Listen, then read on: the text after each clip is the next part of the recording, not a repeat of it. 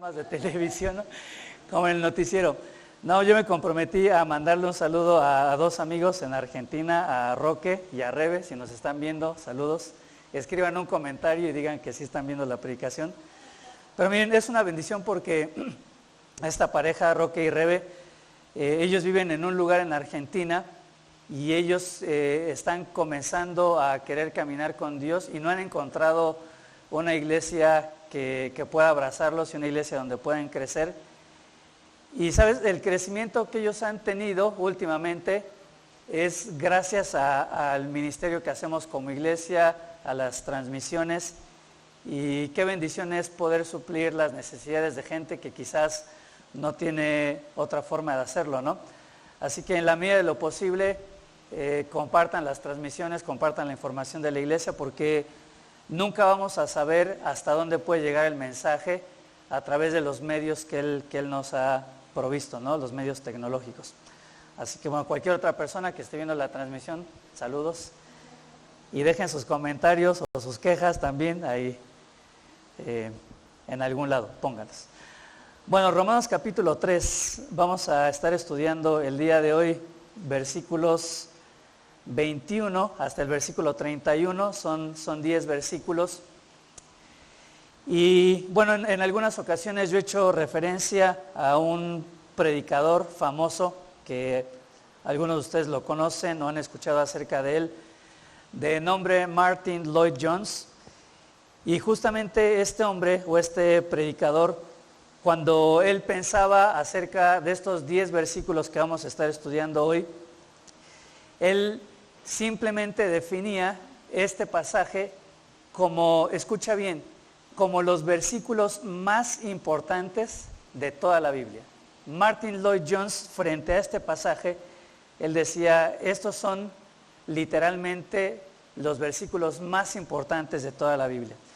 Y hoy comenzamos una nueva sección. Ya venimos durante varias semanas hablando acerca de temas quizá no muy gratos, no muy agradables y no muy livianos para nosotros, pero tenemos ya ni siquiera sé cuántas semanas, pero tenemos varias semanas ya hablando acerca de la culpabilidad del hombre y de la condenación del hombre. Entonces hoy damos comienzo a una sección nueva y damos por terminada esta sección que comenzó por ahí del capítulo 1, versículo 18, y termina en este capítulo 3, en el versículo 20. Como te decía, toda esta sección que va hablando acerca de la culpabilidad y la condenación del hombre. La culpabilidad y la condenación de aquel que conoció a Dios, quizá a través de la revelación específica de Dios, la Biblia, por la condenación de aquel que quizás nunca tuvo contacto con la palabra de Dios, pero que llegó a conocer de Dios a través de la creación, a través de la revelación general de Dios. La condenación de aquel hombre que quizás no tiene el argumento de decir, es que yo nunca supe, nunca nadie me dijo. La condenación de aquel hombre que no tiene argumentos porque Dios puso en él la misma conciencia, y la misma conciencia le muestra a este hombre lo que es correcto y lo que es incorrecto, lo que está bien y lo que está mal. La culpabilidad y la condenación del hombre, de aquel hombre que conociendo a Dios y pensando ser sabio, su entendimiento lo llevó a sus propios razonamientos y se convirtió en necio. La culpabilidad y la condenación de aquel hombre que no aprobó tener en cuenta a Dios. La culpabilidad y la condenación de aquel hombre o aquella mujer que se entregó a una vida de inmoralidad sexual, mujeres con mujeres, hombres con hombres, cometiendo hechos vergonzosos. La culpabilidad y la condenación de toda persona que comete injusticia, fornicación, perversidad, avaricia, maldad, envidia, homicidios, contiendas, engaños, malignidades, murmuraciones, detracciones, a todos aquellos que aborrecen a Dios, que son injuriosos, que son soberbios, que tienen un carácter altivo, que son inventores de males. La culpabilidad y la condenación de todos aquellos, dice Romanos, que son desobedientes a los padres, la culpabilidad y la condenación de todos aquellos que tienen un corazón necio, que son desleales, que no tienen afecto natural, que son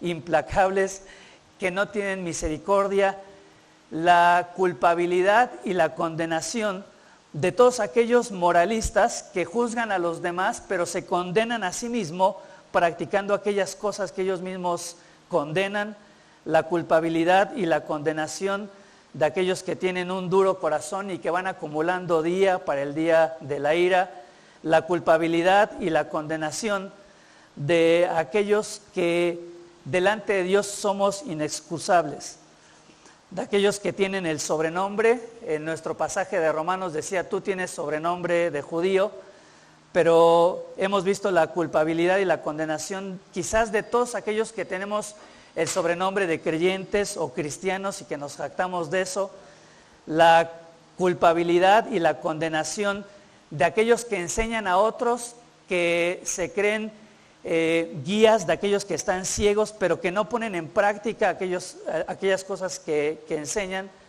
la culpabilidad y la condenación de aquellos que por fuera tienen las marcas de ser creyentes, en el caso de los judíos la circuncisión, pero que en su corazón no son verdaderos y no son genuinos creyentes. Los versículos que leíamos hace 15 días, después de toda esta evidencia abrumadora, y recuerda que la imagen es la de un juicio, donde Dios es el juez, donde Dios es el ofendido, donde Dios es el jurado, donde la humanidad entera, donde la raza humana, donde cada uno de nosotros vamos a ser los culpables, y donde se van a presentar todas las evidencias para demostrar nuestra culpa. Y los versículos que leíamos hace 15 días o que estudiábamos, prácticamente en esta imagen o en esta escena de una corte donde tenemos a Dios como juez poniendo en la mesa todas las evidencias, se pone al ser humano, se pone a la humanidad, se abre ese ser humano, se hace una disección y ¿qué encontramos? Que su garganta, su lengua, sus labios, su boca están llenos de veneno mortal, de amargura, de envidia. Se abre el cuerpo de esta persona y se muestran las evidencias y se encuentra que sus pies corren al mal, que sus caminos también van rumbo al mal, que sus ojos también se apartan de la verdad. Y entonces, terminando la sección, en el versículo 20, este juez eterno y este juez soberano toma su martillo judicial y da un golpe sobre la mesa y concluye diciendo esto: no hay justo, no hay ni siquiera uno solo. No hay nadie que pueda cumplir el estándar de Dios. No hay nadie que pueda vivir a la perfección lo que Dios quiere que sea su vida. Y terminamos la sección anterior diciendo que después de esta instancia, después del veredicto de este juez, no hay un tribunal superior a donde podamos llevar nuestro caso, no hay un tribunal superior en donde podamos pedir una apelación de nuestro caso, no hay un recurso de amparo, no hay absolutamente nada que nos pueda librar del veredicto y de la sentencia del juez. El hombre es culpable y lo que merece es la condenación eterna de su alma. Y todas las evidencias, absolutamente todas las evidencias, fueron puestas sobre la mesa, fueron presentadas ante el jurado. Pero este versículo, o estos versículos que vamos a estar estudiando el día de hoy, van a marcar un notable y un drástico y un dramático contraste entre la culpabilidad del hombre y la justificación del hombre. Es decir, cómo un hombre, después de haberse presentado todas estas evidencias, cómo un hombre puede ser declarado justo. Entonces, estos versículos, te repito, es una dramática transición en la que pasamos de la culpabilidad del hombre sin ninguna oportunidad a la justificación del hombre. Estos versículos van a ser el puente que nos van a llevar de la condenación de la humanidad entera, de la condenación de la raza humana, de la condenación que cada uno de nosotros merecemos, a la salvación que ninguno de nosotros merecemos. Y para esta reflexión, bueno, a estos 10 versículos le puse como título algo que te va a sonar sumamente conocido y sumamente familiar. Como título le puse Justicia Divina. Creo que cada uno de nosotros hemos escuchado en algún momento esta idea de justicia divina. Y en muchas ocasiones hemos empleado, ¿no? Fue justicia divina. Un jugador de fútbol en el área se avienta un clavado que no fue falta, el árbitro no lo ve, lo amonesta y marca un penal. Y está ahí el delantero, está por tirar el penal y lo falla. ¿Y qué decimos nosotros? Fue justicia divina, porque nunca fue penal, ¿no? Alguien te estafa, quizás, te roba dinero y se compra un auto. A la semana tiene un accidente y choca. ¿Y qué decimos nosotros? Justicia divina. Dios le dio a esta persona lo que se merecía, ¿no? Justicia divina. O le haces algo a tu esposo o a tu esposa y de repente algo te pasa a ti y tu pareja te dice justicia divina, ¿no? Hay un Dios. Y la justicia divina, en términos humanos o en términos terrenales, se podría definir como Dios dándole al hombre lo que el hombre merece, ¿no? Cuando nosotros pensamos terrenalmente en este concepto, no bíblicamente, la justicia divina es Dios dándole al hombre lo que el hombre merece. Pero desde la perspectiva de Dios y desde la perspectiva de estos pasajes, vamos a entender que justicia divina es algo totalmente diferente. Es lo contrario, ¿sí? No es Dios dándole al hombre lo que el hombre merece, sino sería algo como Dios dándole a Jesucristo lo que nosotros merecíamos. Esa es la justicia de la cual habla aquí Romanos capítulo 3. Vamos a leer el pasaje y después me gustaría, si tienes pluma, trata de apuntarlos porque yo sé que difícilmente los vas a recordar, ni yo me acuerdo. Pero a través de estos 10 versículos vamos a ver 9 características de la justicia divina. 9 características de la justicia divina. Romanos entonces capítulo 3, a partir del versículo 21, y ahí vamos a encontrar entonces estas 9 características de la justicia divina. Dice así entonces la palabra de Dios: pero ahora, aparte de la ley, se ha manifestado, ¿la qué? La justicia de Dios. En otras palabras, se ha manifestado la justicia divina, testificada por la ley y por los profetas. La justicia de Dios por medio de la fe en Jesucristo, para todos los que creen en Él. Porque no hay diferencia, y este versículo que es muy conocido, por cuanto todos pecaron y están destituidos de la gloria de Dios, siendo justificados gratuitamente por su gracia, mediante la redención que es en Cristo Jesús, a quien Dios puso como propiciación por medio de la fe en su sangre, para manifestar su justicia a causa de haber pasado por alto en su paciencia los pecados pasados, con la mira de manifestar en este tiempo su justicia, a fin de que Él sea justo y el que justifica al que es de la fe en Jesús. Y termina acá con una subdivisión del párrafo. ¿Dónde pues está la jactancia? Queda excluida. ¿Por cuál ley? ¿Por la de las obras? No, sino por la ley de la fe.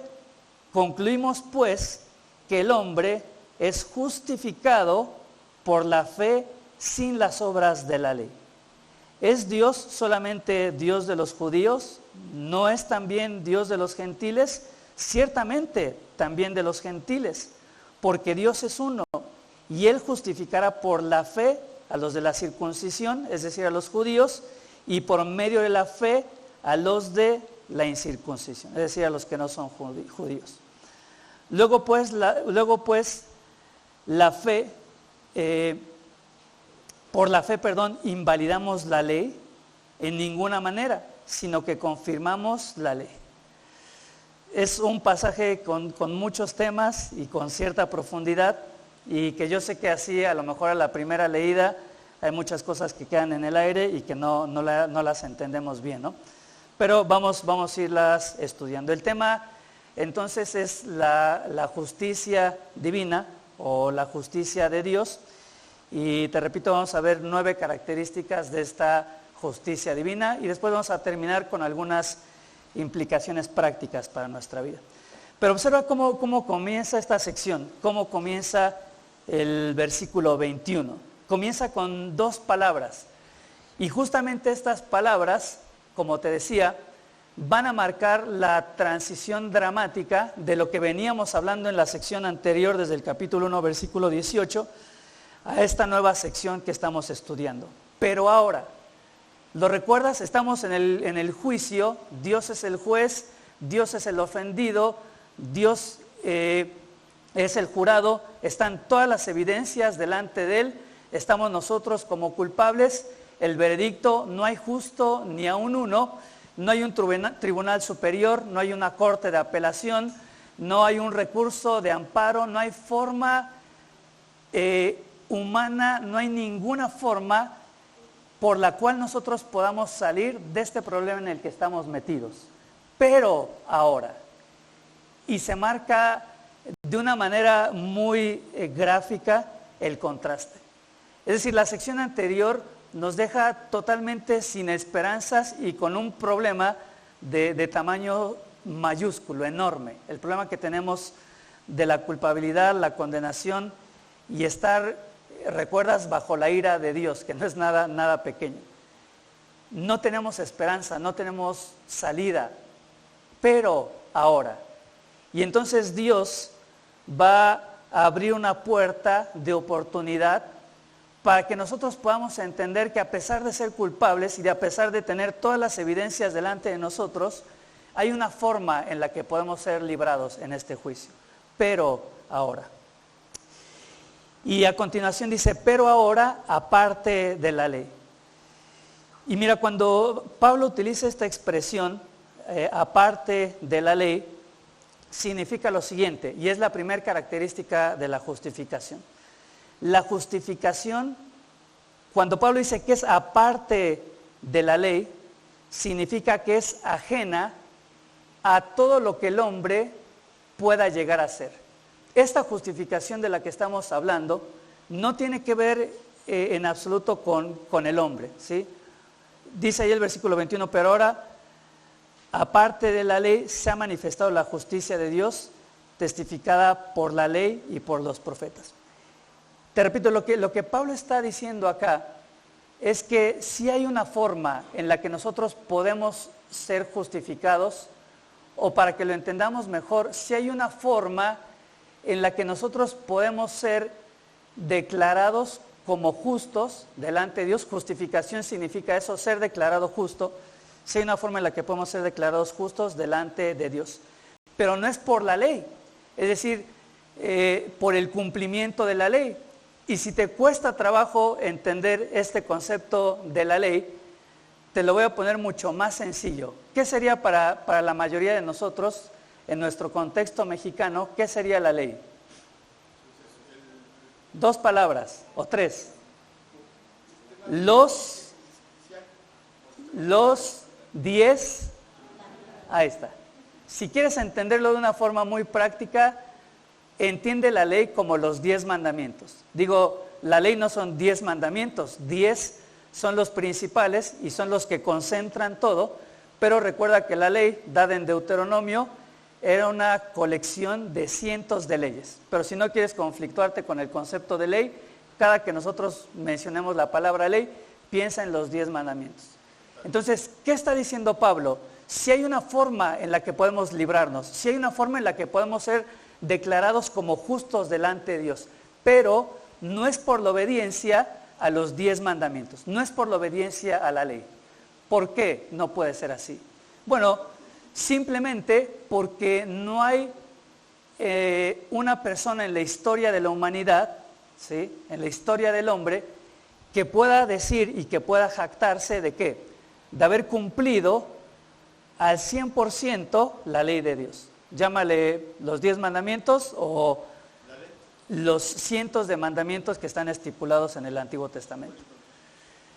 No hay forma, o sea, no hay una sola persona que absolutamente toda su vida haya honrado a su padre y a su madre, es decir, que nunca lo haya obedecido y que toda su vida lo único que haya hecho haya sido hacer felices a su papá y a su mamá.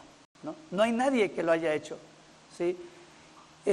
No hay nadie que en toda su vida no haya dicho ni una sola mentira, que no haya hablado falso testimonio. No hay absolutamente nadie. No hay uno, ni siquiera una sola persona que en toda su vida Dios haya sido siempre su principal amor y quien guíe todas las decisiones de su vida. No hay nadie que jamás haya codiciado, no hay nadie que jamás haya tenido envidia, por mencionarte algunos.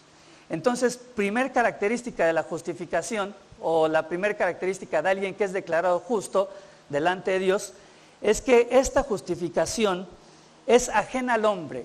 El hombre no puede hacer absolutamente nada para poder ser declarado por Dios como una persona justa. ¿Se entiende hasta ahí? Entonces, no tengo los recursos, ni las herramientas, ni la calidad moral para decirle a Dios, Dios, el estándar de mi vida es lo que tu palabra dice. No hay nadie de nosotros que podríamos decirle, Dios, si ponemos en una balanza lo que tú requieres de mí, y del otro lado de la balanza pones mi vida, soy justo delante de ti. Entonces, la justificación, en primer lugar, es ajena al hombre. No hay forma en la que el hombre pueda intervenir para ser declarado justo por Dios. Y dice que esta justicia de Dios, dice, se ha manifestado. Y acá te das cuenta, bueno, a lo mejor no sé si lo percibiste o no, pero te das cuenta que Pablo está retomando un tema que había comenzado en el capítulo 1 y que en medio está toda esta sección de la culpabilidad del hombre. Si tú vas ahí al capítulo 1 de Romanos, versículo 17, la primera parte del versículo 17, te vas a dar cuenta cómo Pablo está retomando este tema de la justicia de Dios. ¿Qué dice Romanos? La primera parte del versículo 17 dice, porque en el Evangelio, ¿la qué? La justicia de Dios se revela, ¿sí? Entonces, capítulo 1, versículo 17 dice que la justicia de Dios se revela o se hace patente, o se hace visible, o se hace palpable, o, lo diría acá en el versículo 21, se ha manifestado. ¿Ves? Es exactamente la misma idea manifestada con palabras diferentes, ¿sí? Acá en el versículo 1 la justicia de Dios se revela, en el versículo 21 del capítulo 3 la justicia de Dios se ha manifestado. Y dice que esta justicia de Dios no es algo que a Dios se le ocurrió, no es que Dios en este juicio dice, bueno, el hombre es culpable, ¿qué hago ahora? Tengo que buscar la forma de solucionar esto. No, la justicia de Dios es un concepto que venía desde el Antiguo Testamento, lo dice ahí, ¿no? Que esta justicia de Dios se ha manifestado y dice testificada o habiendo sido dado testimonio o habiendo sido evidenciada, ¿cuándo? Desde la ley y desde los profetas. Es decir, no es nada nuevo para Dios. Les voy a leer un versículo, no es necesario que lo busques, pero si quieres toma nota. Hay muchos versículos, pero creo que este es un versículo claro que nos muestra que esta justicia de Dios ya había sido anticipada. Dios ya había hablado de ella muchas veces a través de los profetas y a través de la ley. Génesis capítulo 15, versículo 6, apúntalo, está hablando acerca de la vida de Abraham, y es un versículo cortito y conciso, que dice, y creyó, hablando de Abraham, y creyó a Jehová, y le fue contado por justicia. Es decir, Abraham creyó en Dios, y le fue contado por justicia, o fue declarado justo, o fue justificado delante de Dios por su fe o por el hecho de haber creído. Mira cómo también en medio tenemos esta porción de la culpabilidad y la condenación del hombre, pero nuevamente Pablo está retomando conceptos que él había introducido en el capítulo 1. Romanos capítulo 1, versículos 1 al 3. Acá en el capítulo 3, te repito, mientras lo buscas y lo estás buscando, aquí en Romanos 3:21 dice que se había testificado acerca de la justicia de Dios por la ley y por los profetas. Para que lo entendamos, la ley es el Pentateuco y los profetas son todos los otros libros. Prácticamente lo que está diciendo Pablo es que ya se había hablado de la justificación o de la posibilidad de que el hombre sea declarado justo en todo el Antiguo Testamento. ¿Sí? Lo tienes ahí el capítulo 1, dice, te repito, capítulo 3, versículo 21, dice que se manifiesta la justicia de Dios testificada por la ley y por los profetas. ¿Y qué dice capítulo 1, versículos 1 al 3? Pablo, siervo de Jesucristo, llamado a ser apóstol, apartado para el evangelio de Dios, que había sido prometido antes por sus profetas en las Santas Escrituras. Entonces, está retomando este tema que él había planteado acá de la promesa de la justificación en las Santas Escrituras, y después dice ahí en el capítulo 1 acerca de su Hijo, nuestro Señor Jesucristo. Segunda característica, entonces, la primera es la justicia de Dios es ajena al hombre. No hay nada que nosotros podamos hacer para que Dios nos declare justos. Segunda característica, la justificación o el ser declarados justos por Dios no es un concepto nuevo, sino que es un concepto que había sido anticipado muchísimos años atrás en la narrativa de todo el Antiguo Testamento. No cambió. Si tú te das cuenta, la forma en la que el hombre puede ser declarado justo ante Dios no es del Nuevo Testamento, es exactamente la misma forma y el mismo medio y los mismos recursos en el Antiguo Testamento. La justicia de Dios es ajena al hombre, la justicia de Dios había sido anticipada desde el Antiguo Testamento. Versículo 22, capítulo 3. Sigue hablando entonces acerca de la justicia de Dios. Y mira, es importante que entendamos acá. Utiliza esta palabrita, ¿no? La justicia de Dios. Cuando nosotros leemos esta palabra, justicia de Dios, esta palabrita de no tiene un solo significado. Nosotros lo utilizamos en diferentes circunstancias y en diferentes formas de acuerdo a lo que querramos decir.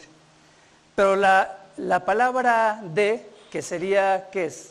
¿Qué es gramaticalmente? ¿Qué es de? Ya se me olvidó. ¿Un qué?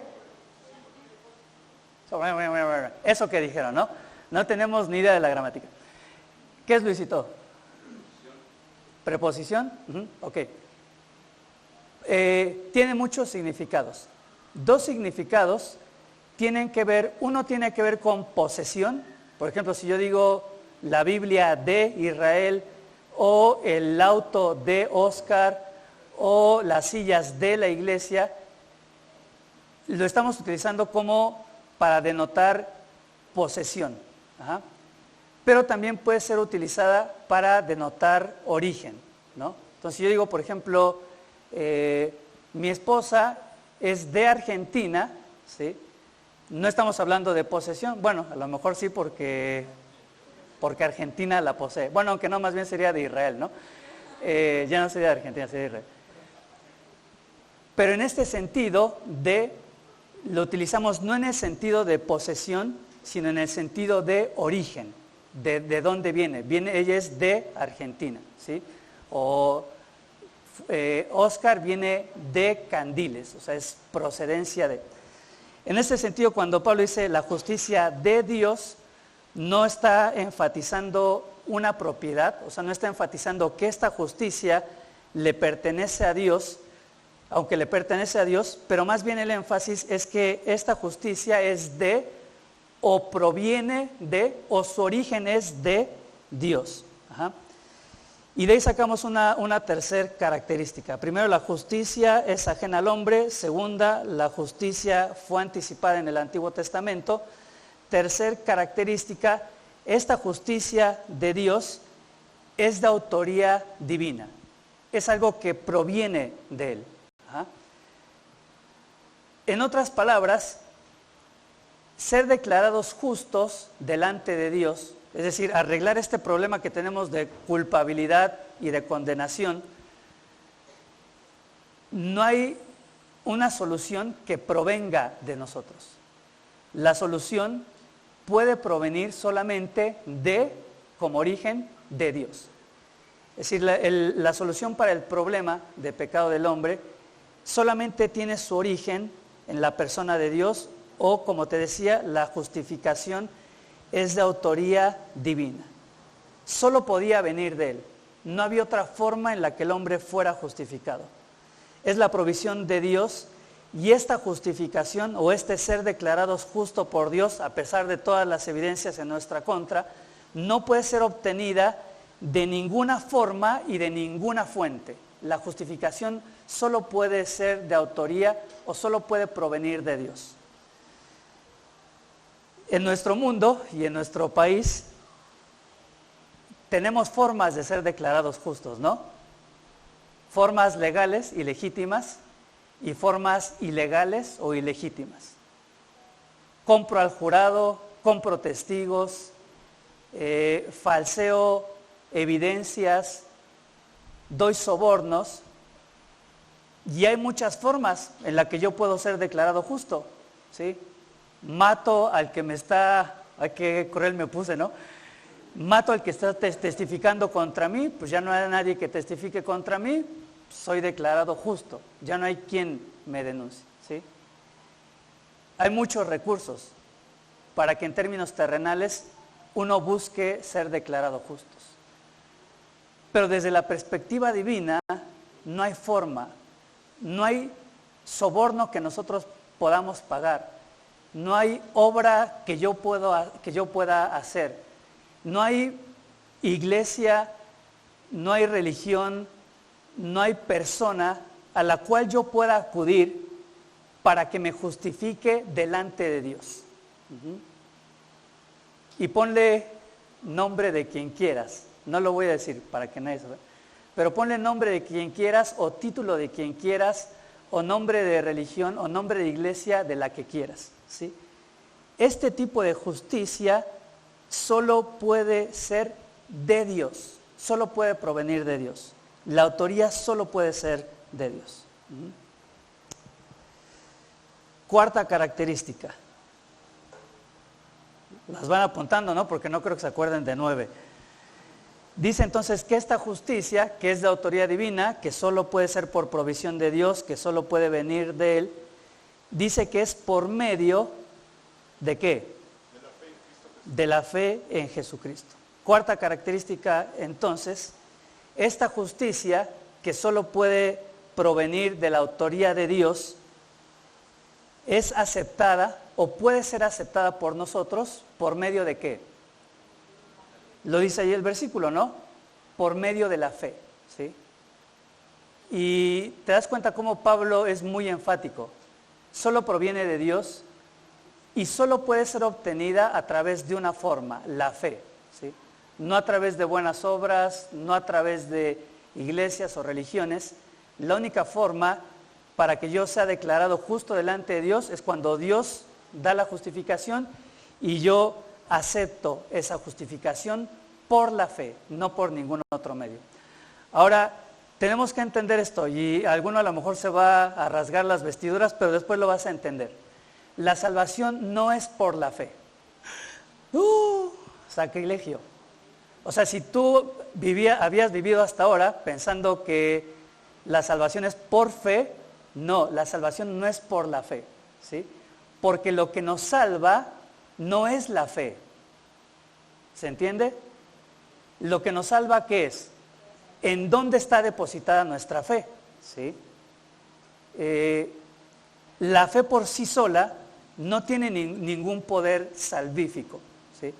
Lo que hace valiosa mi fe y lo que hace valiosa tu fe es en dónde está puesta tu fe. Porque claro, podrías decir, es que yo tengo fe en mi iglesia, ¿sí? Entonces la fe no es la que te salva. Lo que salva al hombre y lo que hace al hombre justo delante de Dios es en dónde está puesta nuestra fe, ¿sí? Es como si tú tuvieras una cantidad X de recursos y riquezas, y si la pones en un colchón, debajo del colchón, no va a producirte absolutamente nada. Pero si tú pones esas riquezas en el lugar correcto, es ahí donde tus riquezas van a aumentarse y van a producir, ¿sí? Entonces, creo que se entiende, porque a veces decimos, somos salvos por la fe. No somos salvos por la fe, somos salvos por la fe en Jesucristo, ¿sí? No nos salva la fe. Y te vas a dar cuenta que hay personas, y no sé si será tu caso, que la seguridad de tu salvación depende de tu fe en tu propia fe. ¿Me explico? No es que porque eres salvo, porque tengo fe. Claro, pero estás descansando en que tienes fe. O sea, no estás descansando en que tu fe está puesta en Jesús, sino estás descansando en que tú tienes fe y que lo que te va a salvar es tu fe. Perdón, tu fe no te va a salvar absolutamente de nada si tu fe no está puesta en la persona correcta, ¿sí? Entonces, esta fe, que es autoría de Dios y que Dios la provee al hombre, tiene que ser aceptada por el hombre por medio de la fe, y esta fe en Jesucristo. Escucha lo siguiente, la fe no es un simple conocimiento, porque a lo mejor lo que yo te estoy diciendo, tú dices, pues es que, o sea, es lo que yo siempre he aprendido, es lo que me enseñaron, y yo ya sé todas estas cosas, ¿no? Bueno, que tengas el conocimiento no significa que tengas fe, porque la fe no es un simple conocimiento de la Biblia, ¿sí?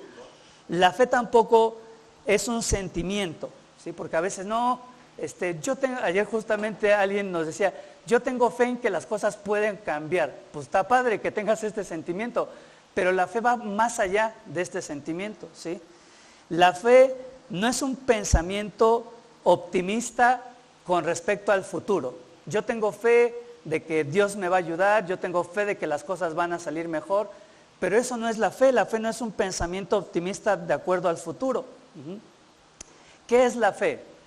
Hebreos 11 dice, es pues la fe, ¿qué? La certeza de lo que se espera, la convicción de lo que no se ve. Y a veces nos quedamos hasta ahí, hasta la definición. Pero si tú sigues leyendo Hebreos capítulo 11, habla de ¿qué? De la vida de todos aquellos que tuvieron verdadera fe delante de Dios. Así que no nos quedemos solo con Hebreos 11.1, quedémonos con el concepto de Hebreos 11. ¿Qué es entonces la fe? Si tomamos ese versículo, yo podría definirlo como una convicción, la certeza de lo que se espera, la convicción de lo que no se ve, pero es una convicción que me va a llevar a vivir una vida caracterizada por la obediencia a Dios. Tú analiza todo Hebreos capítulo 11 y la obediencia va a ser la marca distintiva de lo que verdaderamente es la fe. Si la fe que dices tener, escucha bien, no está caracterizada por una vida de obediencia a la palabra de Dios, lo que tú tienes no es fe, por lo menos no es la fe bíblica. A lo mejor es conocimiento, a lo mejor es un sentimiento, a lo mejor es una expectativa positiva en cuanto al futuro, pero si tu fe no está caracterizada por la convicción a esto y que te lleva a vivir una vida de obediencia, lo que tú tienes no es fe. Y no te enojes conmigo, no te lo estoy diciendo yo, es lo que la Biblia muestra que es la verdadera fe. A veces algunos de nosotros solíamos decir, en tal día, en tal fecha, yo puse mi fe en Cristo. Escucha, la fe no es algo que sucede en un momento de tu vida. No, en mi caso, 28 de noviembre del 87, yo puse mi fe en Cristo. La fe no es eso. La fe no es un evento que sucede en un momento particular de tu vida. Fíjate lo que dice ahí el versículo. La justicia de Dios por medio de la fe en Jesucristo para todos los que, ¿qué dice? No, lean el versículo, así surgen las herejías modernas. Versículo 22, para todos los que creen. ¿En qué tiempo está conjugado este verbo? En presente, ¿sí? Entonces la fe no es una decisión que tú tomaste, no es una oración que tú hiciste en un momento de tu vida. La fe es ¿qué?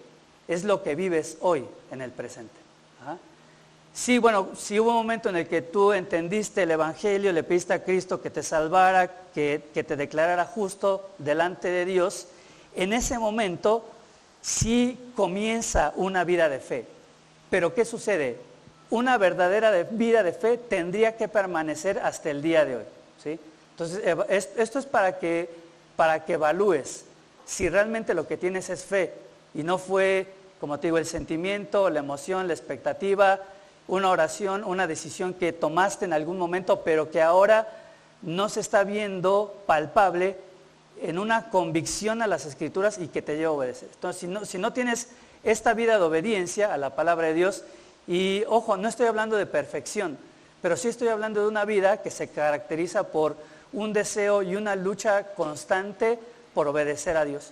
Una vida que si tú la ves como una imagen general, es una vida que tiene que estar caracterizada por la obediencia. Con momentos de desobediencia, obviamente, como todos, pero tendría que ser una vida que está caracterizada por la obediencia.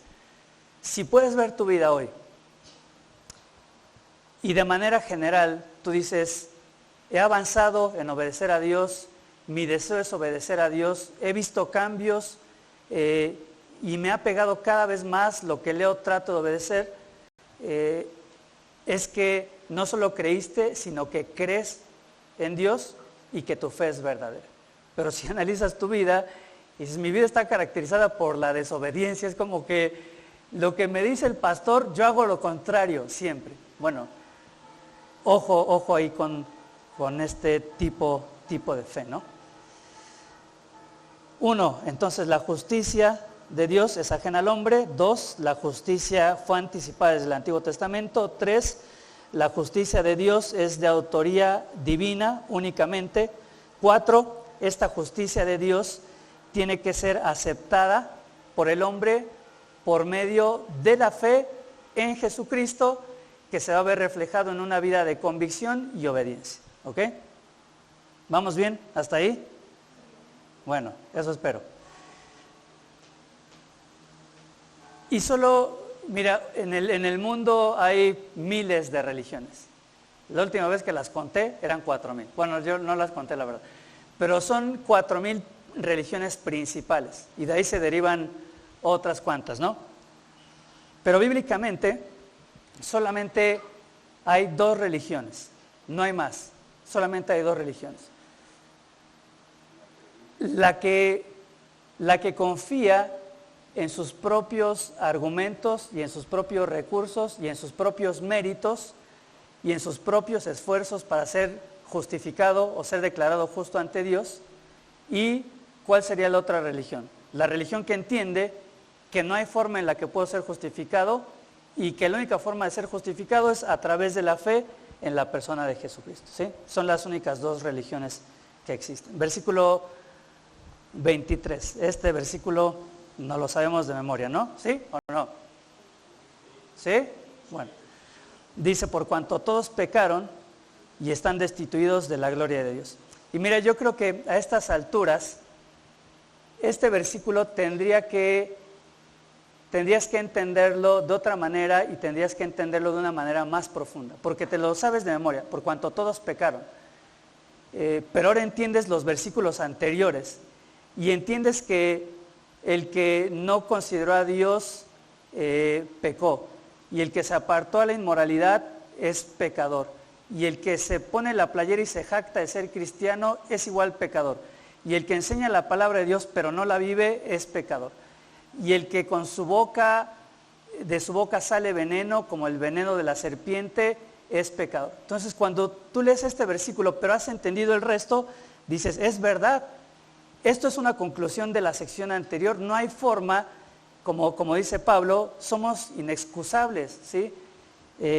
No sé si te está pasando, pero ahora tu entendimiento de por cuanto todos pecaron es un entendimiento más integral de lo que dice el pasaje, ¿no? Por cuanto todos pecaron y están destituidos de la gloria de Dios. Quinta característica de esta justicia, ¿sí?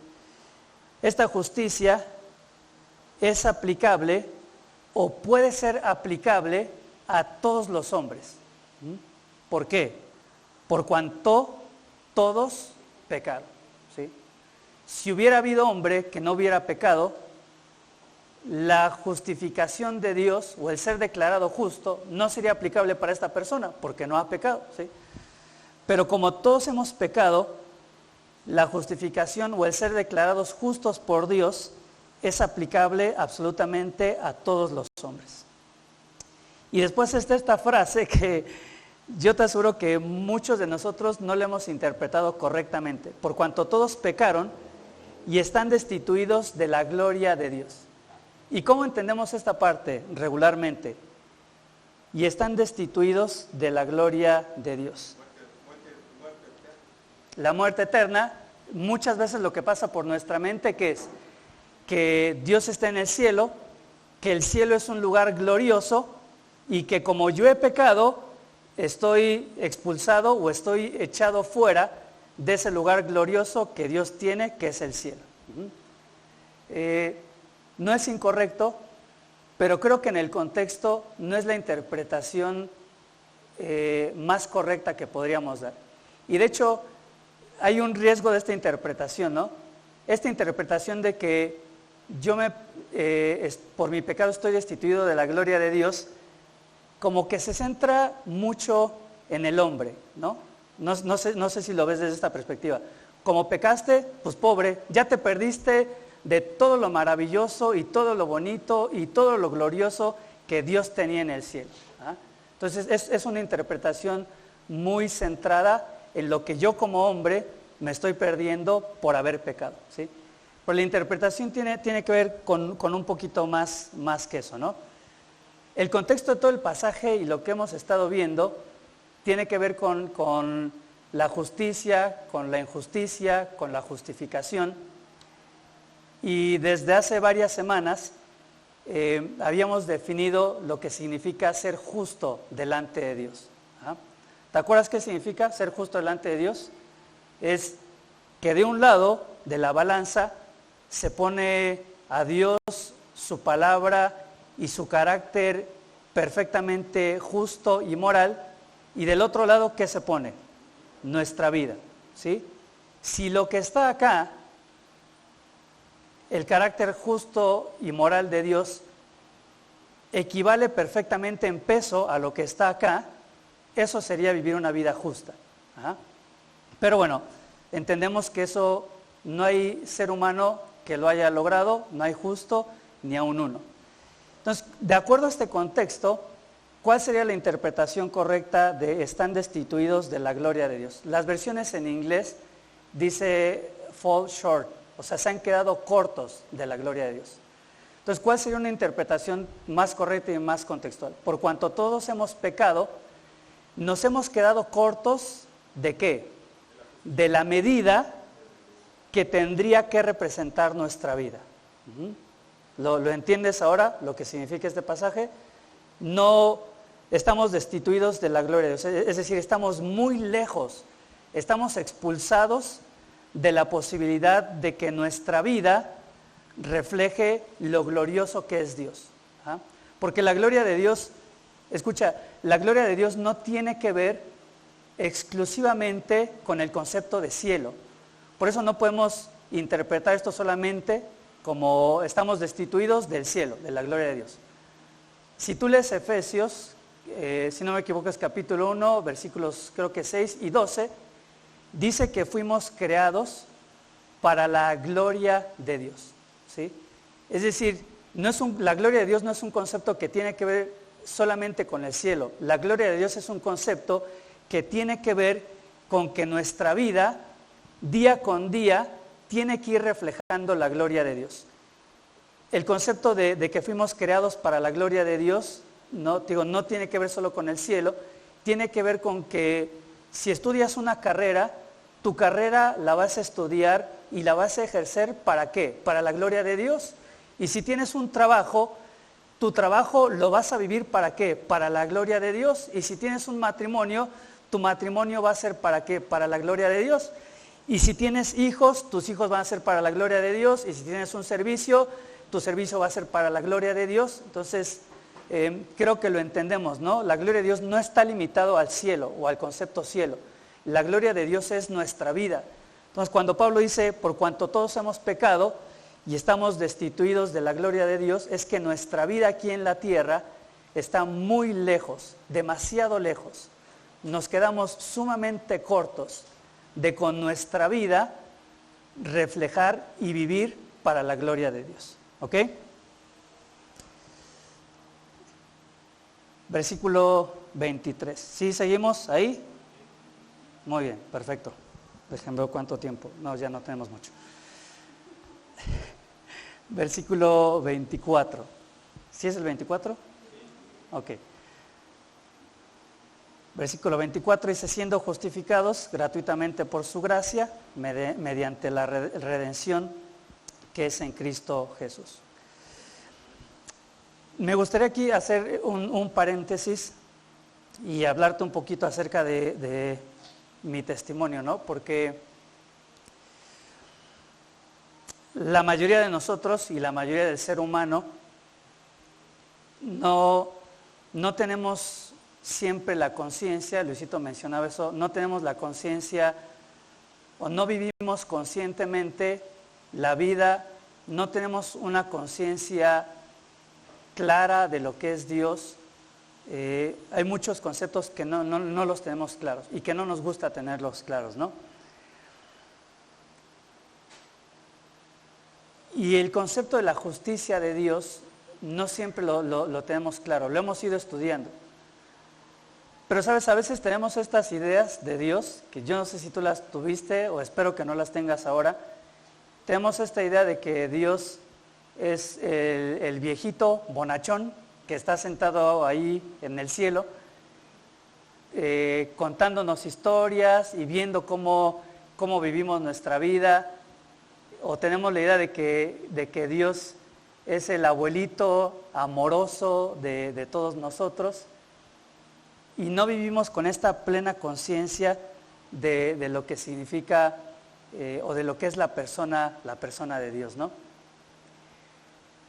Y como no tenemos una conciencia clara de quién es Dios, no tenemos una conciencia clara de la gravedad de nuestros pecados. No es el viejito bonachón ni el abuelito amoroso que está ahí sentado. No es hay una canción de hecho que transmite como esta idea de que Dios es un mendigo celestial. Es una canción en inglés. Que es un mendigo celestial esperando que la gente voltee a verlo o que le preste atención y que Dios está como ahí viendo a ver en qué momento a alguien se le ocurre hacerle caso, ¿no? Todo eso no es Dios y tenemos que entender quién es Dios, ¿no? Y Dios, bueno, es el que creó el cielo y la tierra. Dios es el que coloca los millones y millones de estrellas en su lugar y les dice cómo tienen que moverse y sin dudar y sin titubear y sin cuestionar, los millones de estrellas obedecen a lo que Dios dice. Dios es el que puso los planetas en su lugar y hace que se muevan de manera armónica y Él le da instrucciones a los planetas y Él les dice en dónde tienen que estar y cómo tienen que moverse. ¿Y los planetas qué hacen? Lo obedecen, ¿sí? Dios es el que cuando separó las aguas y formó y creó el mar, Dios le dijo al mar, hasta acá tienes que llegar y de aquí no vas a pasar. Le puso límites al mar. ¿Y qué hace el mar? El mar obedece lo que Dios dice. Pero cuando se trata de nosotros, Dios dice, este es el lugar en el que tienes que estar y esto es lo que tienes que hacer. ¿Nosotros qué hacemos? Muchas veces. Eso no es Dios. Y la justicia de Dios va más allá de lo que nosotros entendemos. Mira, te pongo un ejemplo, porque estamos viviendo en un mundo que se desmorona y que está caótico. Si tú vinieras hoy y me entrevistaras y me dijeras, oye, ¿qué piensas tú de tantas mujeres que están abortando y que están asesinando a sus hijos? Y que les meten un aparato y licúan al bebé. Y si mi respuesta fuera, pues la verdad es que cada quien tiene derecho de hacer con su cuerpo lo que quiera, ¿no? Pues ellas tienen derecho y ellas yo creo que saben lo que están haciendo, ¿no? Y si me preguntaras, ¿qué piensas tú de los narcotraficantes? Espero que no me vean ninguno. Bueno, y si me ven, pues ya no. ¿Qué piensas tú de los narcotraficantes que en estas fosas clandestinas hacen matadero y disuelven los cuerpos con ácido y los meten en una licuadora y los esparcen? Y yo te dijera, pues si ellos quieren vivir así, pues está bien, ¿no? Cada quien es libre de decidir como quieran decidir, ¿no? ¿Qué pensarías si me preguntaras qué opinas de la guerra y de tanta gente inocente que está muriendo? Y yo te dijera, pues la verdad es que a mí me tiene sin cuidado eso, ¿no? Pues cada quien que viva lo que quiere vivir y que pelee por lo que tiene que pelear, ¿no? Pues es decisión de cada quien, ¿no? Y si me preguntaras por el holocausto judío, y yo te dijera, bueno, pues también lo de Hitler es comprensible, y bueno, pues eran tiempos en que pues cada quien no hacía lo que quería, ¿no? ¿Qué concepto tendrías de mí? Y sobre todo como pastor. Eres un mentiroso, eres un falso pastor. Que soy igual de culpable que esa gente. Ahora, trata si puedes de trasladar este concepto a Dios. Y el concepto es el siguiente: el verdadero amor no es neutral ante la maldad. O sea, si yo amo a Dios y amo a la gente, yo no puedo ser neutral ante todos estos temas. Yo tengo que tomar una postura. ¿Y mi postura cuál tendría que ser? De odio a todo el que mata, de odio a todo el que ejerce violencia, de todo aquel que sin razón justificada disuelve un cuerpo o avienta una bomba. Es totalmente imposible que el amor se mantenga neutral ante el mal. ¿Sí? Lo escuchaste, ¿no? Es imposible que el verdadero amor se mantenga neutral ante el mal. Pero cuando pensamos en Dios,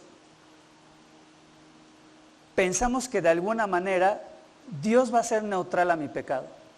O que está muy ocupado y que pues, realmente no está al pendiente de todo lo que yo hago, o que es indolente, o que es indiferente, que Dios va a decir, bueno, pues si así quiere vivir, que así viva, ¿no? Pues al fin de cuentas es su vida y Él decide qué hacer, ¿no?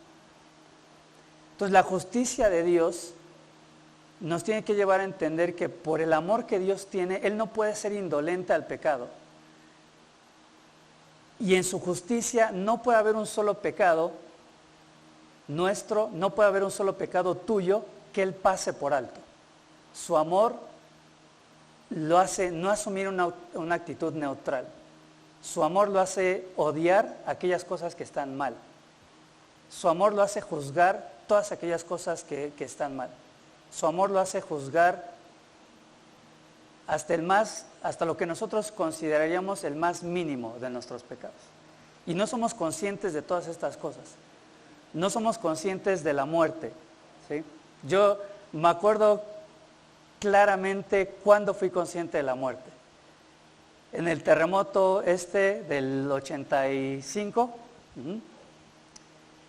pues yo estaba bien chavito y nunca había yo pensado en la muerte. Entonces pasa esto, lo del terremoto, gracias a Dios no nos pasó nada, pero yo vivía en un edificio de 5 pisos, y yo estaba en el 4.º piso, y el edificio se movía y golpeaba todo, y hasta ahí no había pasado mucho, ¿no?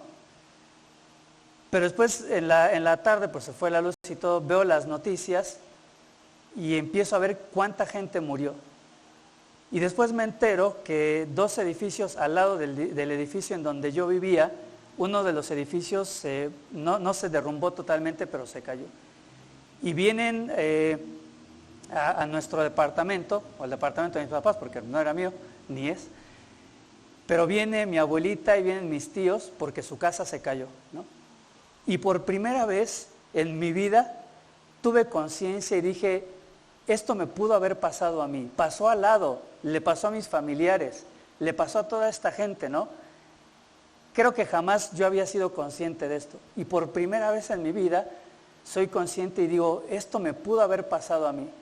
Y yo estaba chavito, pero yo elaboré mi estrategia y dije, yo no me quiero morir, si hay otro temblor, bien ingenuo, ¿no? Yo dije, me meto al refrigerador y me encierro, ¿no? Y ya ahora lo pienso y digo, pues más tonto porque ni me podía haber metido, ¿no? Pues estaba lleno ahí de cosas, ¿no? O no sé, mis estrategias medio de chavito, ¿no? De chavito. Pero fui consciente de la muerte. Y muchas veces no somos conscientes de la muerte. Y no somos conscientes de esta realidad. Por cuanto todos pecaron, están destituidos de la gloria de Dios.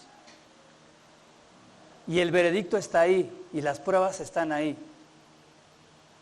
Probablemente algunos de ustedes que están aquí hoy, o probablemente algunos de los que están viendo la transmisión, hasta hoy no han sido conscientes de que Dios no es el viejito que pasa por alto lo que yo hago. No han sido conscientes de que la justicia de Dios demanda un castigo y un castigo eterno. No han sido conscientes de que la muerte es una realidad que vas a enfrentar invariablemente en algún momento en tu vida, te vas a enfrentar a esto. Y por eso la importancia de este versículo, porque si hoy mueres sin tener la seguridad de que Dios te ha declarado justo o justa, delante de Dios eres culpable. Y lo que te espera es una eternidad lejos de Dios, pagando por lo que tus pecados merecen. Y te digo, podríamos hablar mucho del infierno, pero no es el tema. Pero quería hacer como que este paréntesis en lo que estamos estudiando, para que hoy puedas ser consciente de cuál es tu situación delante de Dios. Porque no hay opciones. O eres culpable delante de Dios y mereces la condenación y mereces pagar por tus propios pecados, o has sido declarado totalmente justo, o has sido declarado justificado delante de Dios. No hay ninguna opción fuera de estas, ¿no? No hay ninguna otra. Pero estamos en el versículo 24. Y mire, esto es lo maravilloso de este pasaje. Dice, siendo justificados o siendo declarados justos, ¿cómo? Gratuitamente por su gracia. Y por eso te repito, quizás por eso Martin Lloyd Jones decía que este es el pasaje más importante de toda la vida. Llevamos domingo tras domingo, semana tras semana, hablando de lo culpable que somos delante de Dios, de nuestra culpabilidad y de la condenación. Esto es un oasis en medio del desierto. Es mucho más que un oasis en medio del desierto. Es el regalo más grande y más valioso que cualquier persona podría llegar a entender y aceptar. Es estar parado en esa misma corte, delante de este juez eterno, soberano y todopoderoso, listo para ser enviado a la condenación, cuando de repente escuchas estas palabras, pero ahora, Tienes una oportunidad y esta oportunidad es gratis. Ni siquiera es que tienes que esforzarte ni trabajar para obtenerla, ni matarte, ni dedicar tu vida a vivir como monje o como lo que quieras. No necesitas ni siquiera sacrificar y entregar tu vida a Dios y morir por Él. Esta justificación o el ser declarado justo delante de Dios en esta corte es un regalo y es gratuito. Es como si estuvieras a punto de que te sienten en la silla eléctrica o que te pongan la inyección letal y llegara alguien y dijera, no, alto, no es necesario que pague. Pero mira cómo dice el versículo, dice, la primera palabra del versículo 24, ¿cuál es? Siendo justificados. ¿Qué significa este siendo? Que es algo que no depende de mí. Cuando tú lees siendo, esto implica que alguien más es el que te tiene que declarar justo, ¿sí? En un juicio, tú mismo podrías declararte justo, podrías decirle, juez, pues sí, están las evidencias, y sacas tu propio martillo y le pegas a la mesa y le dices al juez, pero hoy yo me declaro justo. No, es ilógico, ¿no? No funciona así. Bueno, con Dios es lo mismo. Por más esfuerzos que hagas, por más religión, por más buenas obras, tú no tienes la autoridad para declararte justo delante de Dios. Por eso lo dice acá, siendo justificados. Alguien más tiene que justificarte o declararte justo. Entonces, otra característica de la justicia de Dios, ¿en cuál vamos? Bueno, esta sería la sexta, ¿no? ¿Sí? Esta justicia solo puede ser aplicada por Dios, siendo justificados por Él. Y lo que Pablo hace a continuación es utilizar una misma expresión repetida 2 veces para hacer un énfasis. ¿Gracia qué significa? Es un regalo no merecido. Ajá. Pero también dice que es gratuitamente.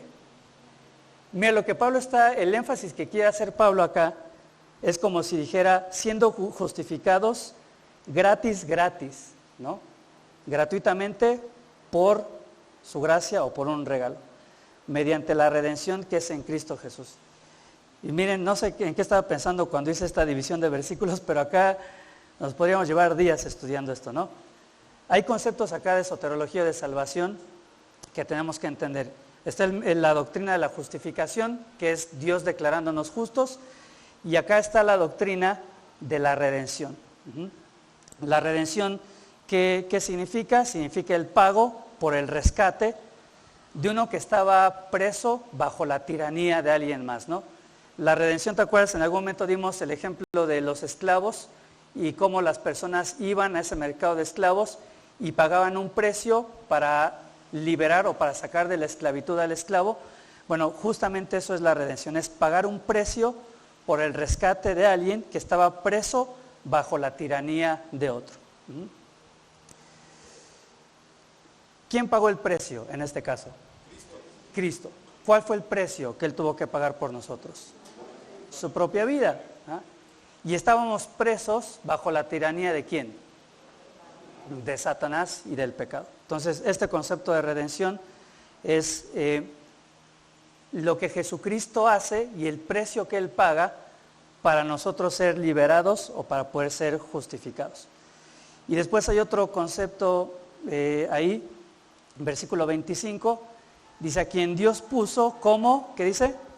Propiciación por medio de la fe en su sangre, para manifestar su justicia a causa de haber pasado por alto en su presencia los pecados pasados. La palabra propiciación significa literalmente un sacrificio que pagaba las demandas de la ley, ¿sí? ¿Cuál era la demanda de la ley? La paga del pecado es ¿qué? La muerte.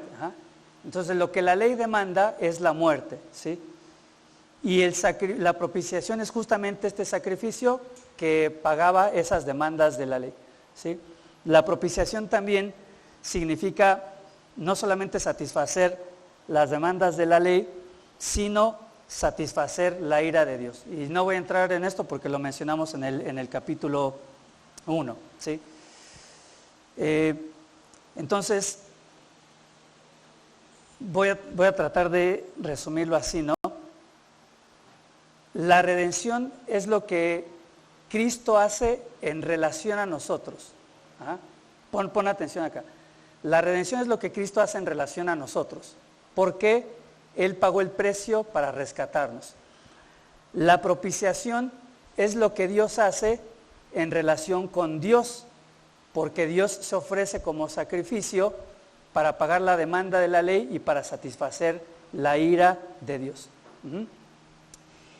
Y la justificación es lo que Dios hace por nosotros, nos declara justos. ¿Lo cacharon ahí? Porque esto es como que muy, no sé si muy técnico o muy profundo. Te repito, redención es lo que, si lo ves en forma de un triángulo, redención es lo que, y en el triángulo en la parte superior está Dios, y en este lado está Jesús, y en este lado estamos nosotros. Redención es lo que Cristo hace por nosotros, paga el precio para liberarnos del pecado. La propiciación es lo que Cristo hace en relación con Dios, se ofrece como un sacrificio para pagar la pena por el pecado, que es la muerte, y satisfacer la ira de Dios. Y la justificación es lo que Dios hace en relación a nosotros para declararnos justos delante de Dios. ¿Ok? Si no lo entendieron, pues ya, me preguntan después. Lo ponen ahí en sus comentarios. Entonces, bueno, octava característica, y ya estamos acabando. La justificación, sí es la octava, ¿no? La séptima. Bueno, a ver, yo lo tengo. La justificación es ajena al hombre, no hay nada que el hombre pueda hacer. 2, es anticipada en el Antiguo Testamento, en la ley y en los profetas. 3, es de autoría divina, solamente puede provenir de Dios. 4, salud, es aceptada por los hombres únicamente por la fe en Jesucristo. 5, es aplicada a todos los hombres, porque todos los hombres han pecado y están destituidos de la gloria de Dios. ¿Sí? Vamos ahí hasta ahí. Sí me faltó uno. 6, es aplicada solamente por Dios. ¿Qué es lo que leíamos? Siendo justificados. No es que nosotros nos justificamos, somos justificados por Dios. 7, esa fue la que no dije, es aceptada por el hombre como un regalo. Lo decía ahí, lo enfatizaba, gratis por la gracia.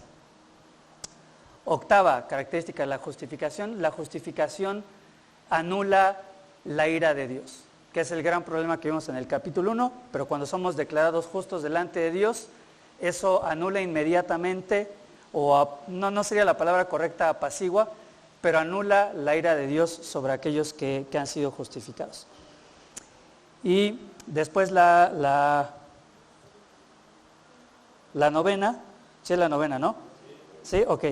Afirma el carácter justo de Dios. Versículo 26, todo esto lo hizo Dios, ¿con qué objetivo? Mira lo que es el versículo 26, con la mira de manifestar en este tiempo, es decir, en el presente, todo lo que Él hizo en el pasado, dice, lo hizo con la mira o con el objetivo de manifestar o evidenciar o revelar en este tiempo presente su justicia, ¿sí? Dice, a fin de que Él sea justo. Entonces, ¿cómo la justificación afirma el carácter de Dios? Bueno, afirma que Dios es totalmente justo. ¿Por qué? Porque no es que Dios barrió nuestros pecados abajo de la alfombra y se hizo de la vista gorda. No, Dios dijo, la paga del pecado es muerte. Y como Dios es totalmente justo, ¿qué tenía que suceder? Tenía que haber una muerte, porque si no, Dios no sería justo. ¿Quién murió en este caso? Jesucristo en nuestro lugar.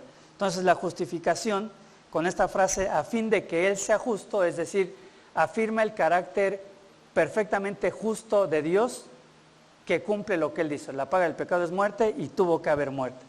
Entonces, al mismo tiempo, Dios es justo y ejecuta su justicia, pero al mismo tiempo Dios justifica al hombre a través de la fe en Jesús, que es lo que dice ahí el versículo 26. ¿Ok? Vamos a terminar acá porque ya se me super fue el tiempo. Me faltaron algunos versículos, pero los comento la semana siguiente, que tiene que ver con algunas implicaciones para nuestra vida práctica. Permítanme orar súper rápido. Querido Dios, te damos gracias por esta obra en la que tú nos das la posibilidad de escapar de tu juicio, en la que tú nos das la posibilidad de, sin merecerlo, ser declarados justos. Dios, aún siendo culpables, no siendo inocentes de pecado, pero Dios, por tu misericordia y por tu gracia, a través de lo que hizo tu Hijo Jesús en aquella cruz, podemos ser legalmente declarados delante de ti como juez, como justos, no por nuestros méritos, sino por los méritos de Él. Dios, yo te pido que en esta hora, si hay alguno en este lugar o viendo la transmisión, Dios, que todavía no ha creído en ti como el único que puede solucionar la culpa del pecado y la condenación.